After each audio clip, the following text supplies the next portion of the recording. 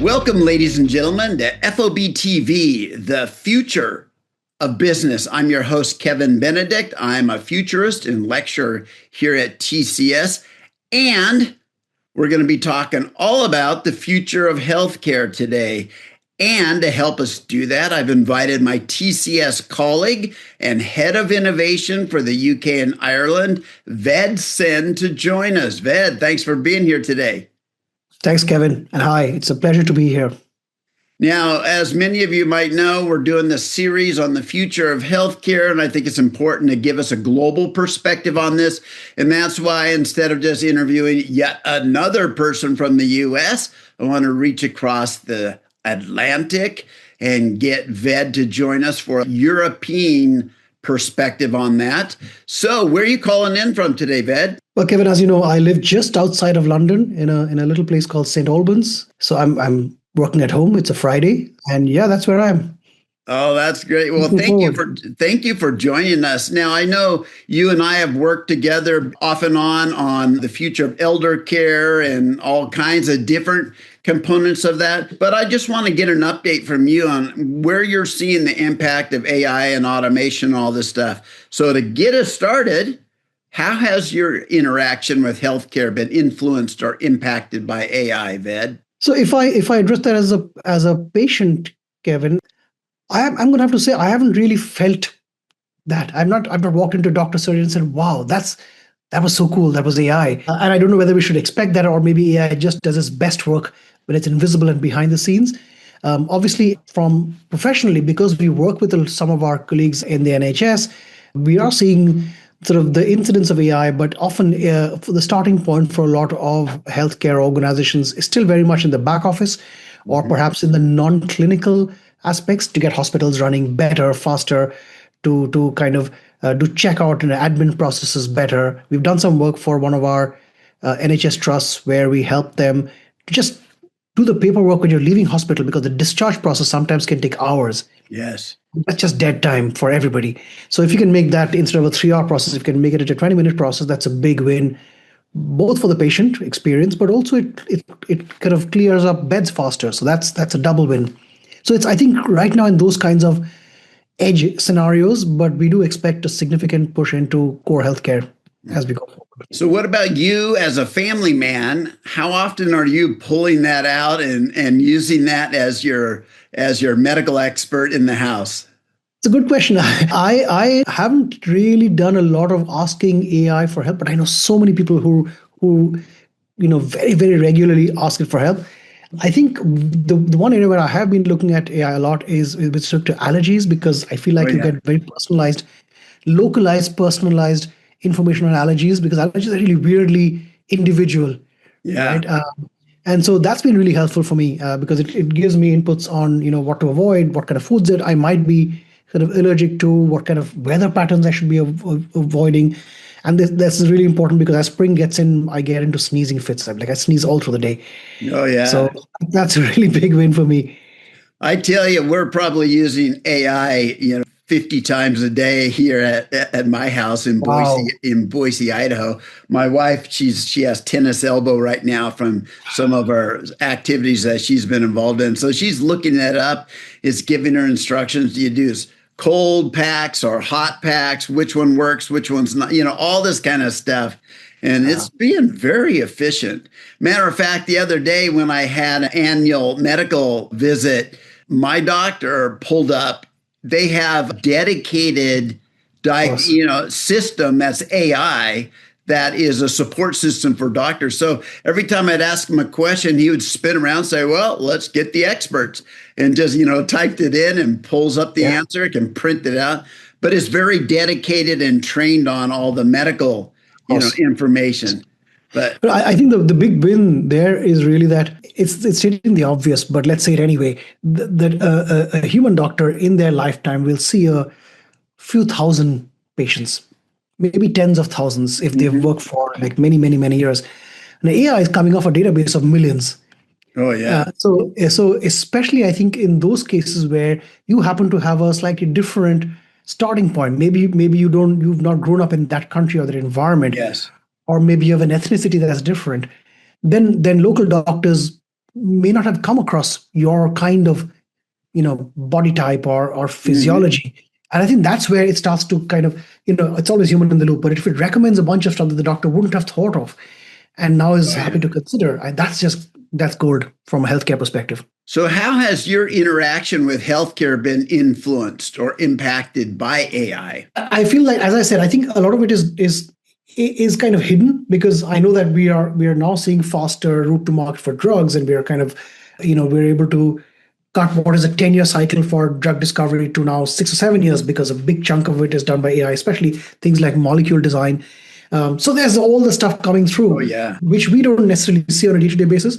But we do see we're starting to see the kind of level of personalization and frontline social care. Now, I'll go back to one of our pet themes here, Kevin, because, one of the biggest challenges for healthcare, especially in Europe and I dare say in America, is that you've got this increasing and very large base of older people whose healthcare needs are also quite large, but just to keep them healthy rather than wait for them to fall ill and then come to the doctor.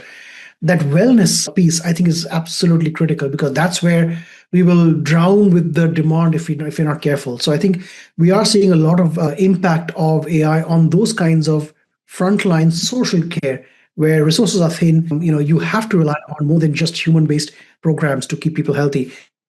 Information dissemination, just allowing people to talk to AI, whether it's for mental health or just physical health, like your wife's doing. That layer, I think, is really, really important. And that keeps the pressure off the hospital system. So when we look back in 10 years from now, Ved, where do you think, if we look back again from 10 years, to having a rear view mirror look, where do you think the biggest value would have come? It's a really interesting question, Kevin. I think that you'll see a few specific areas. The first is, I think the delivery of healthcare will change dramatically. The front line, the experience of healthcare, because that's where a lot of the friction happens. I go into a doctor, and the doctor maybe doesn't have all my information, is not really connected to the last doctor I went to, because that was a specialist and I've gone to a different doctor this time. So, even as we implement things like electronic health records, the ability to mine that and get more information and then make every doctor's visit super personal, and for the doctor to have readily available top of mind information about me as I walk in, I think it will be one of the biggest impact points. I don't think this is necessarily the biggest impact point on the system, but we as patients will feel that the most, I think. Yes. Wow. But the other thing I think we'll see is that I think there's a massive amount of backlog in healthcare. I think we are way short of even where current demand is. I was just listening to a podcast the other day, and they were talking about in the US, there is already a huge backlog of people who are still waiting to be seen by a doctor. And so in general, and it's true of Europe, it's true of the US, and I dare say it's true of India, where I grew up, is we are far behind the curve. We are trying to catch up with the demand for healthcare. And as populations age, that demand will grow faster. And so the other second big impact point I see is, by just releasing effort, we'll be able to make up ground on that. Oh, wow. So this is not, even, the big fear people have is, will it take my job? I think in healthcare specifically, what we'll see is, it will allow me to do more. And there are far too many jobs that are still not being done. So just that headroom is so high that I think the biggest impact will be in us being able to meet the demand for healthcare across the board.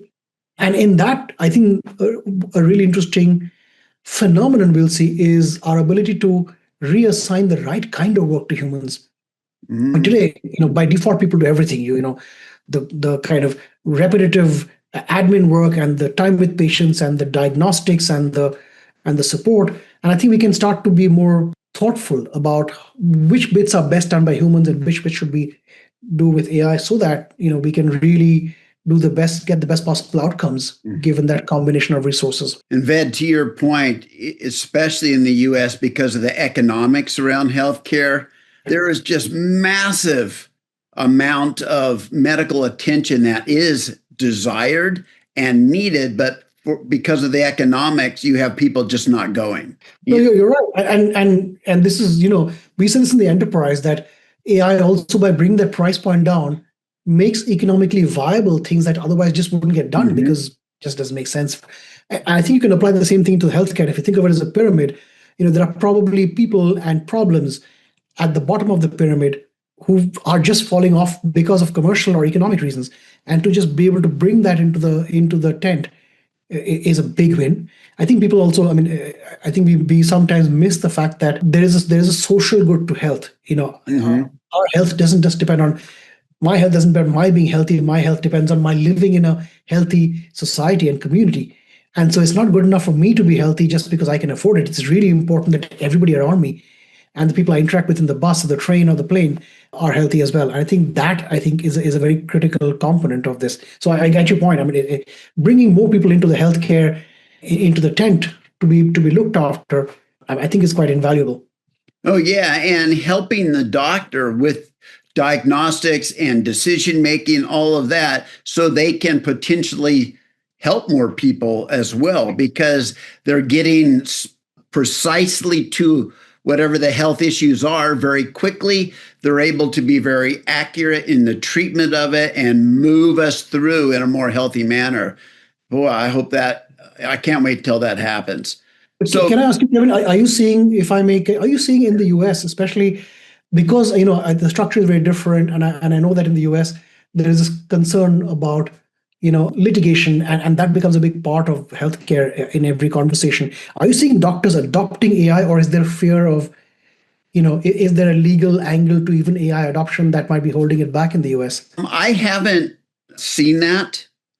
No, I think doctors are going to be pretty excited about the capabilities that they're getting. I don't see hesitation there because, there again, my family members that are in the healthcare industry, they are getting very specifically trained, health-focused AI. It's not the same AI as the public gets. Right. It's from these giant platforms, hospital system platforms that have dedicated, tens of millions of patient records that can be analyzed, and that given, the benefit of that knowledge is then shared with the medical field. So I haven't seen that, but in the US, litigation is always on the table. It's just, yeah. So, I'm sure it's there. I just haven't run across it. That's good to know. Yeah. Because I think that there is a slight, on the edge of this, I think there is something for us to be cautious about. As you said, your wife is looking at an AI system, but I think it's one thing when you have the wherewithal, the education and the critical thinking facilities to say, okay, I'm not going to take everything that it says at face value. I will always verify, or maybe I check two different sources. Yeah. But if some people don't do that, and I saw this report, and I can share that links with you. It's in the Nature magazine, and they're talking about scenarios where there's a category of AI diagnostics where AI does well, and there are clear patterns of diagnostics where it doesn't do it. It misdiagnoses. I think that's why there's a difference between a healthcare grade AI that's been trained for the purpose. Thumbs up for that. And there is the general AI, like go to ChatGPT or Anthropic Claude or whichever is your favorite chat tool, and as consumers asking the same questions. And I think there it will get it right 80% of the time or 90% of the time, but the 10% could be quite dangerous, which is why I think there's sort of human in the loop or even a medical human in the loop is quite an important systemic challenge, I think, for us. Man, it's going to be fascinating, Ved, just to watch how this continues to mature and innovate.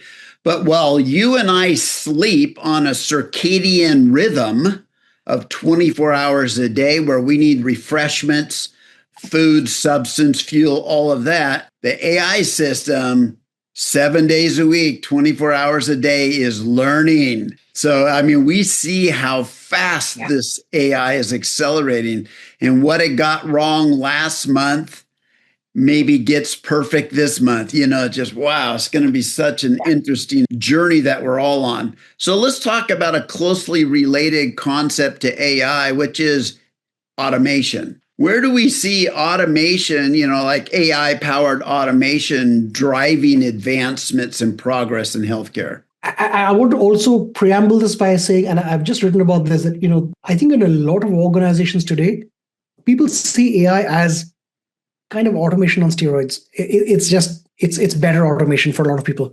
And I think that's both true and incomplete, because AI is a lot more than automation.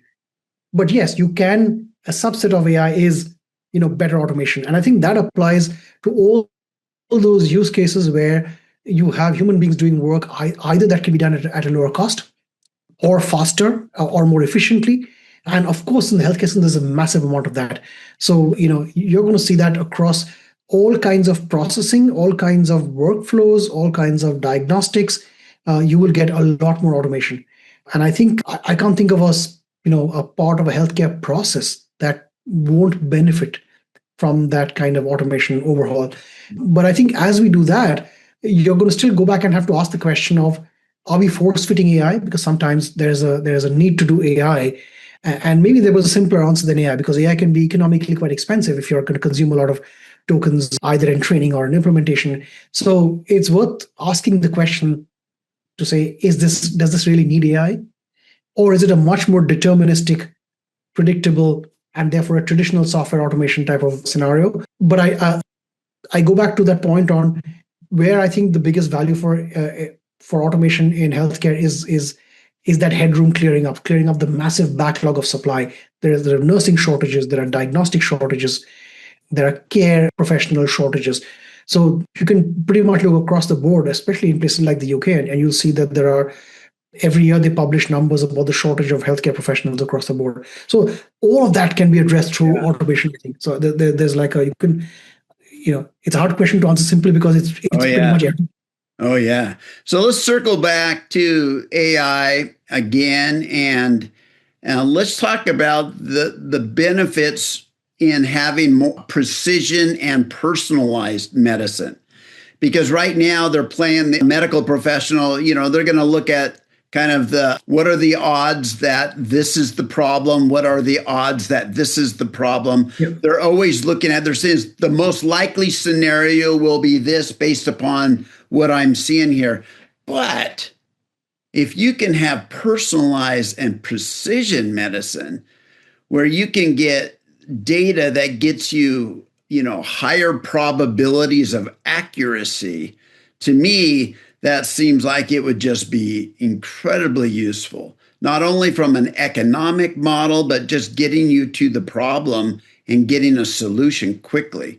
So how do you see AI playing a role there? I think you've got to look at a triangle of AI as a technology, the volume of data that can be analyzed for any one individual, and the economics of that. And I think what AI does is it changes the economics of our ability to handle and analyze that much data on an individual basis.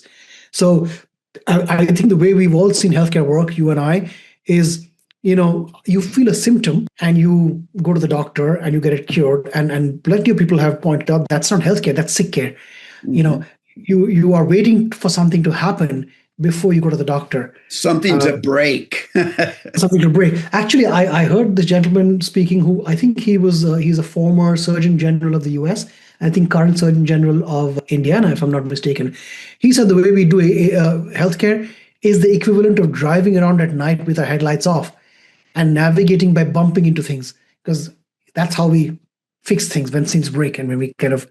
Yeah, I think we're seeing now the emergence of these kinds of diagnostic environments where you walk in today, you can do a full body scan and it'll give you 200 data points. And you can do that once every 6 months. And the costs of that are constantly falling. And so now you as an individual can get like 200 things checked out. And the patterns will tell you what you might be prone to in another 3 years' time.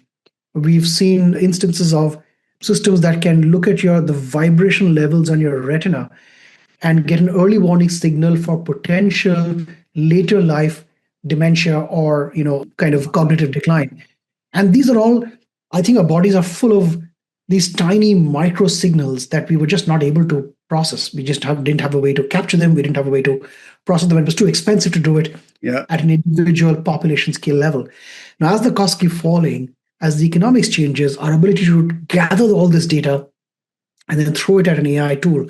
And there are many. It's not any one tool or any one thing, but across the board, the improvement in AI in medicine will mean we can deliver all of that in a predictive manner to pretty much everybody. And as the costs keep falling, hopefully we can get everyone covered under programs like this.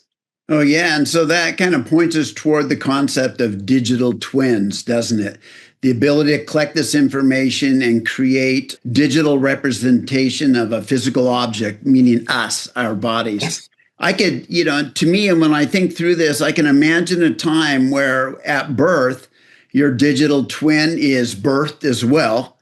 And that twin grows up with you, all of your health data, all of your sensor data, as you grow, continues to become valuable data in there. And later on, you have these very precise, long-term, databases that can feed decision-making with AI.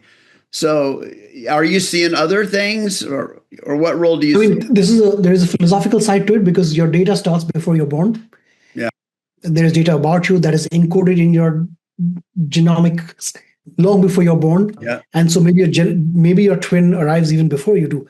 As a whole can of worms there in terms of the ethics and all of that, but put that to one side. I can tell you, if you walk into our innovation hub, the Baseport London today, the first thing you'll see is a digital twin of a heart. And it's a nice hologramic digital twin. The point is that today we are already able to get these kinds of digital twins of individual people, and you can get a twin of an organ. You can get a twin of a heart or skin or any other working organ. And all that means is that I can now do what if analysis. The whole point of a digital twin is it's a functioning twin where I can put it through scenarios, and it will tell me how your organ will behave if subject to the same conditions. And of course, as you know, we've used that for things like marathon runners and help them to improve their performance through biomechanical and cardiovascular experts looking at the data and saying, well, you can do this or you can do that. But I think as consumers, as individuals, increasingly when your wearables get smarter and that data is usable, you'll be able to do your own analysis. You can get a twin of an organ or of your whole self. And then you can say, well, what if I climb the Kilimanjaro tomorrow? What should I be worried about? Yeah. And it'll tell you, okay, be careful about these things, or you should or you shouldn't do it. But also it'll tell us about, our everyday health. It'll tell us about what to look out for, or what we're likely to, get exposed to, and how we will react to that. Now, again, I'll come back to this. This will bring us to a philosophical point of, do you want to know everything about your future? And some people say, no, I'd rather experience my life and the world, but at least we'll have the ability, you'll have the choice to say, I want or I don't want. I think that choice is really fundamental. Oh, yeah. In the team that I'm on here at TCS, called the Future of Business team, we're developing some concepts for better understanding the future. We call it possibility chains. And what it does is it allows people to see the influences and the tier 1, tier 2, or second and third order impacts of development. And what that means is that if you can look ahead and it says, you know what, you're going to start suffering major health problems at 76. That's what the data shows. Yes. You can then work backwards from that, right? Reverse engineer it and say, okay, from where my data is today and where it's high probability of ending up when I'm 76, what are the points that I can influence and alter so that I don't end up in that 76-year-old suffering major health problems? Are there things I can do in between where I am today and where that is?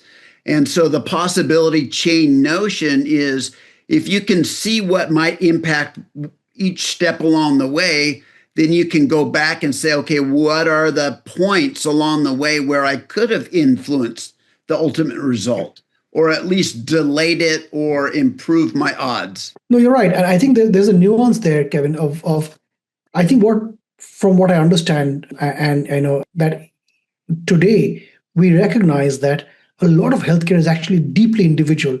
We've typically, when you look at your own individual health, we tend to go by received wisdom of things we should or shouldn't eat, right? Mm-hmm. And to your point, if you see there's a picture behind me of a croissant, and one of our colleagues painted it, one of my teammates painted it for me because she, as a gesture, because I love croissants. She painted it for me. Now, croissants are not the healthiest thing to eat, And I know this. I don't need all this data to tell me that I should not be eating croissants every day, or you may like a steak or whatever. Yeah, There's yeah. the moderation there.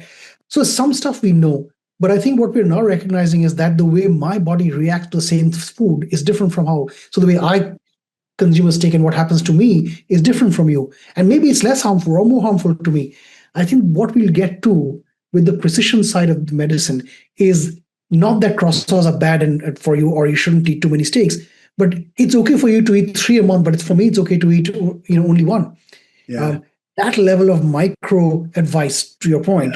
Yeah. So yes, it's that advice of what should I do so that I don't kind of end up with a certain set of diseases when I'm 75 or whatever age, but it's for me. And it's not relevant to you because your advice will be different. So that I think is so super powerful concept. I don't think we're in that world as yet. We don't know how to sort of react to that, I'm sure even. So Ved, when you hear the word AI agent, what does that mean to you, and what role do you think that can ultimately support in each of our lives? So the word agency, of course, is fundamental here, right? That we are giving an AI tool agency, which means it is acting on our behalf, and it therefore we are giving it the authority to make decisions, right? Or at least recommend stuff. So it is acting as an entire decision-making tool.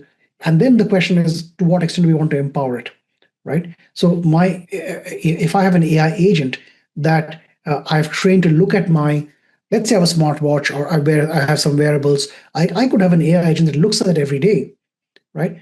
And tell me what I should be today. How's my health? What I should be worried about. My wife wears one of the Oura rings, and what's really interesting is that it tells her today you should run a little bit more. Today you should run a little bit less.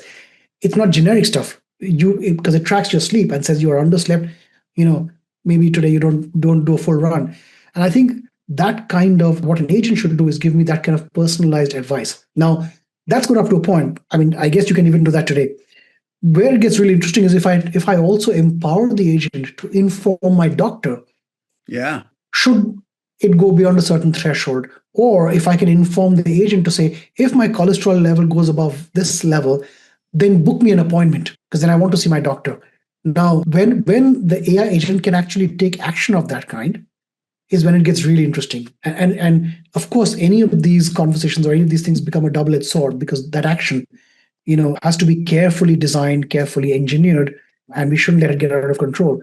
But the idea of an agent is that if my reaction to elevated cholesterol levels is going to be to get online and book a doctor's appointment, and that's going to take me 14 days because I'll be lazy for the first 5 and then I won't get an appointment, and I'll try 3 times because I won't get through. We can cut short all of that because the AI agent will get that job done fairly efficiently because I've given it the authority to act on my behalf. If done well, that's incredibly powerful because I believe that an enormous amount of inefficiency in our lives and healthcare systems especially is that kind of friction at the edge of I didn't get around to it, or I couldn't get through to the doctor, or they didn't have an appointment, etc. I didn't have my calendar with me when they called me back. We can kill all of that and say the AI agent will act on my behalf. It'll find the right spot on my calendar. It'll reorganize my meetings on the day, and it'll tell me you need to go on Thursday morning. And the meeting you had at 9 o'clock, I've already pushed to 3 o'clock. You're all good. That agency is incredibly powerful in our lives. Oh man, I was wishing for that over the past month. I just had some asthma medicine that I had requested, and I got bounced around between insurance companies, various medical providers, various pharmaceutical manufacturer rebates, or all kinds of stuff. Like everybody was arguing about who was going to pay for it and whether or not it was paid. And then there's deductibles and there's copay programs and there's rebates from the manufacturers. 8 hours over like 3 weeks just to try to resolve that simple thing. And, I work with AI all day long. So I'm thinking we need an AI agent that just goes and makes sure I get the right stuff, the right people get paid, and I don't have to talk to them. Yeah, I did. My experience of that was because I was a couple of years back, I was in New York because my sister was unwell. And for her, it wasn't a major thing, but she was in hospital for a couple of days. Yeah. And so she went to exactly this when she was leaving the hospital, because this whole discussion between what is the insurance saying, what the hospital is saying. It took most of the day. And she could have gone home at 10 o'clock in the morning. She ended up going home at like 4 in the afternoon. Yeah. Because it took such a long time to resolve this. And you can think, if you multiply it by the millions of people who are experiencing this, you can imagine just the mind-boggling productivity loss that must be involved in that process. Oh, yeah. And as we get older, these challenges become more formidable too. Trying to mentally think through all this. I mean, I had a tablet out and I was drawing all the graphs on it. Okay, this person can do this person can do that, but it still leaves the majority unpaid, just wow.